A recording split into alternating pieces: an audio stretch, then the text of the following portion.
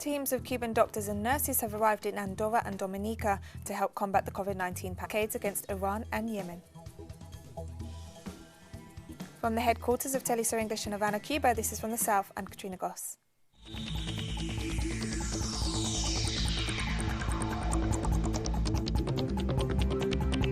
In Andorra reported 4 deaths and over 300 confirmed COVID-19 cases. Marcia Coas, Cuba's Deputy Public Health Minister, has stressed that only solidarity among peoples can be effective to combat the coronavirus globally. This is the first time that health experts from Cuba's Henry Reeve International Medical Brigade, specialised in disaster situations and serious epidemics, have been deployed in Europe. Meanwhile, the team that arrived in confirmed 10 new cases of the novel coronavirus on Sunday, bringing the total to 129. Vice President for Communications, Culture and Tourism, Jorge Rodriguez, confirmed the recovery of 39 patients in the South American nation. Rodriguez stressed that quarantine is the mechanism to flatten the epidemic curve and reduce the number of infections. He also recalled that 2 neighbouring countries, Colombia and Brazil, have seen an exponential. Chilean authorities reported over 2,100 confirmed COVID-19 cases on Sunday, while the country has seen a total of 7 fatalities. Neighbouring Argentina, which has imposed a nationwide quarantine, has almost 800 COVID-19 cases.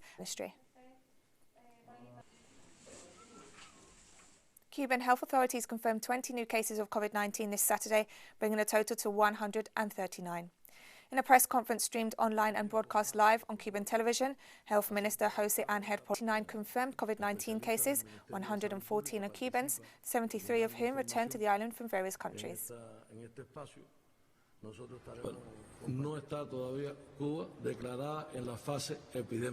Cuba has not yet declared the epidemic. Travelers are detected and confirmed, appear in different parts of the country and occur in a sustained manner.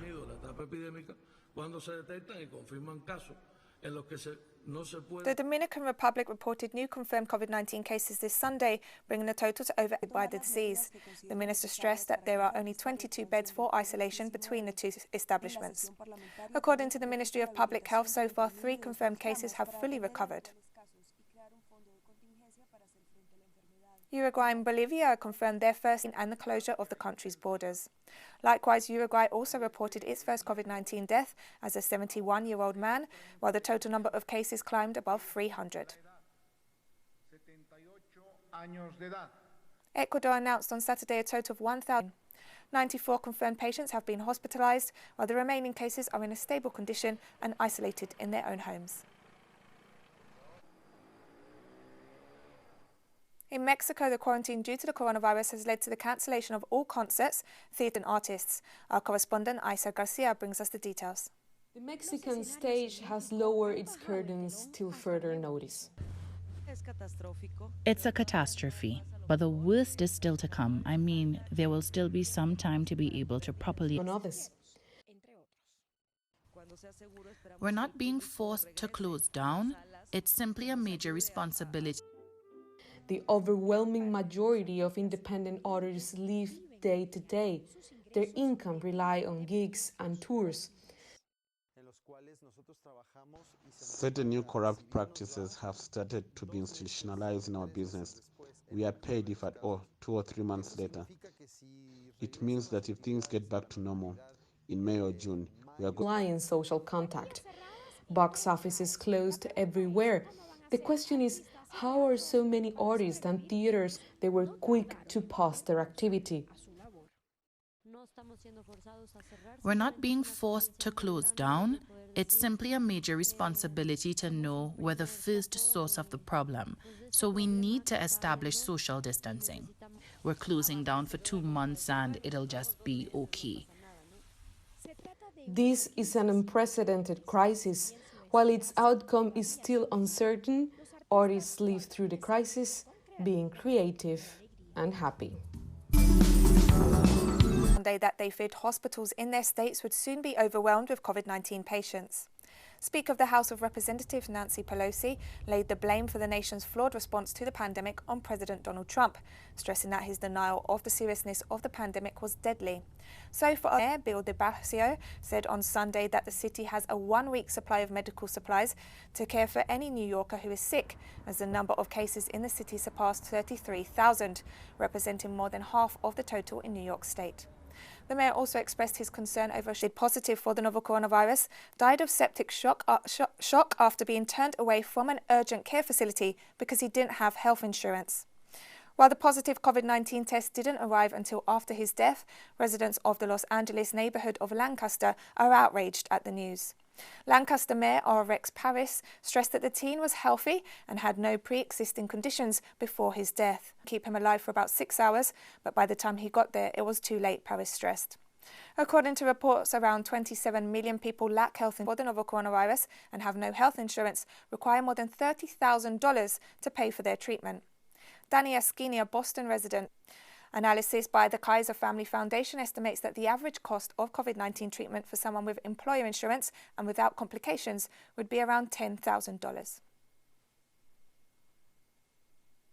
The number of new novel coronavirus cases reported today in an apparent fall from the previous day.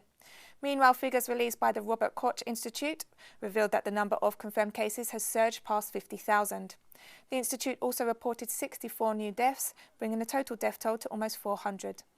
Chancellor Angela Merkel. European solidarity is now necessary, and I hope that also goes regarding the individual measures that different countries are taking. It is really important that we achieve better coordination, but solidarity must also mean that extra credit they have to take on. The coronavirus outbreak is gathering pace in the Russian capital, Moscow, with the number of confirmed cases rising considerably. Moscow Mayor Sergei Sobyanin said on Sunday that the situation has entered a new stage, as more than 1,000 COVID-19 cases have been reported in the city already. He stressed that no one is safe from infection and reiterated the government's call to stay at home in a bid to stifle the spread of the virus. The head of the Russian Orthodox Church this week, except those selling food and essentials, along with restaurants, cafes and parks. Officials in the Russian capital fell short of imposing a full lockdown, but ordered elderly residents to stay home and closed all non-essential services for 1 week. President Vladimir Putin urged all. Italy reported a slight decline in COVID-19 deaths on Sunday, although the overall death toll has surpassed 10,000. Italy now looks certain to extend its lockdown past the April 3rd deadline. Italian Prime Minister Giuseppe Conte told Spain confirmed a new daily record in the number of COVID-19 deaths on Sunday daily. However, officials have pointed to a slower growth rate for both fatalities and confirmed cases and expressed hope that the peak of the outbreak was approaching. Spain also reported on Sunday that over 14,000 people had been cured of COVID-19.